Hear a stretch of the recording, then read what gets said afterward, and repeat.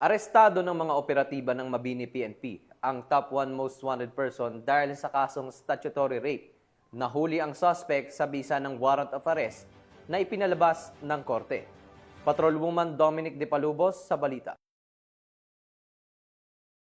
Arestado ng mga otoridad ang top 1 most wanted person municipal level matapos arestuhin kasunod ng paghain ng warrant of arrest sa kasong statutory rape na may 10 counts sa Purok 4 Bulawan, Mabini, Bohol nito lamang nakaraan. Kinilala ni Police Lieutenant Joseph Marlon A. Macalos, officer in charge ng Mabini Municipal Police Station, Bohol Police Provincial Office, ang suspect na si alias Osoy, 67 anyos at residente ng nabanggit na lugar. Ang suspect ay may outstanding arrest warrant sa kasong statutory rape na may 10 counts na inisyo ni Honorable Panfeloy Sala Jr., Acting Presiding Judge ng Regional Trial Court 7, Branch 51, Carmen, Bohol, noong 13 ng Agosto taong kasalukuyan na walang rekomendadong piyansa. Ipinaalam na sa kinauukulang korte ang pagkakaaresto ng suspect at ito'y pansamantalang nakadetine sa nasabing tanggapan habang hinihintay ang commitment order.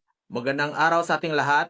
Ating ipagbigay alam sa publiko na meron tayong naaresto na most wanted person, top 1 municipal level, sa kasong statutory rape 10 counts, with no bail recommended. Siya po ay nahuli by virtue of warrant of arrest na inisyo ng Regional Trial Court, 7th Judicial Region, Carmen, Bohol. At ang ating suspect po sa ngayon ay kasalukuyang nakadetain sa ating lock-up facility ng ating stasyon.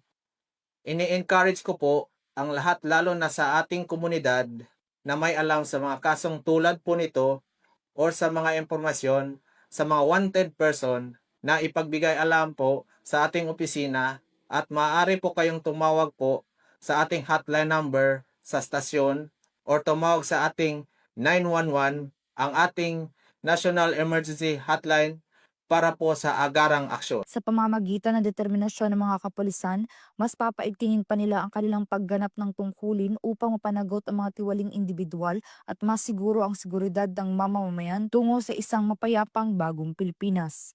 Mula dito sa Central Visayas, ako yung Police News Network Correspondent, Patrolwoman Judith Nicanor, alagad ng batas, tagataguyod ng Balitang Pulis.